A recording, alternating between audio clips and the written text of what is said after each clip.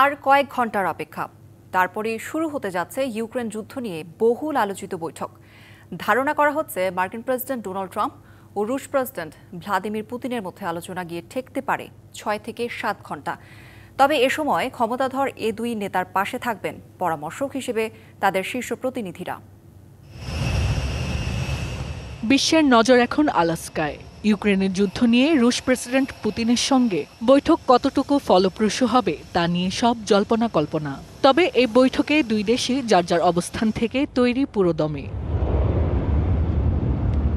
স্থানীয় সময় বৃহস্পতিবার সকালে আলাস্কায় এসে পৌঁছেছেন রুশ প্রতিনিধি দল।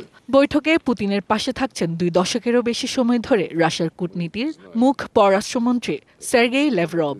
ইউক্রেন ইস্যুতে যিনি কোনো ভূখণ্ড ছাড় দিতে নারাজ।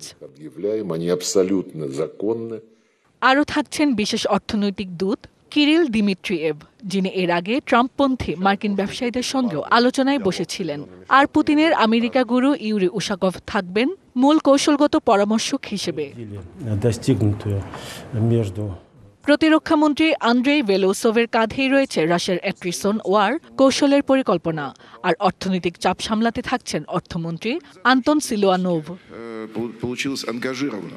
অপরদিকে ট্রাম্পের টিমে থাকছেন মার্কিন পররাষ্ট্রমন্ত্রী মার্কো রুবিও, যিনি ছিলেন ইউক্রেনের জোরালো সমর্থক আর এখন ট্রাম্পের শান্তি প্রয়াসের মুখপাত্র।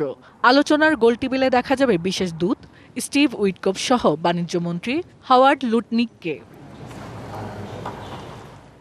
সিআইএ পরিচালক জন রেডক্লিফ, অর্থমন্ত্রী স্কট বেসেন্ট সহ প্রেসিডেন্টের প্রেস সেক্রেটারি ক্যারোলিন লেভিট থাকছেন মার্কিন প্রেসিডেন্টের পাশে। Hasna Akter, DBC news desk.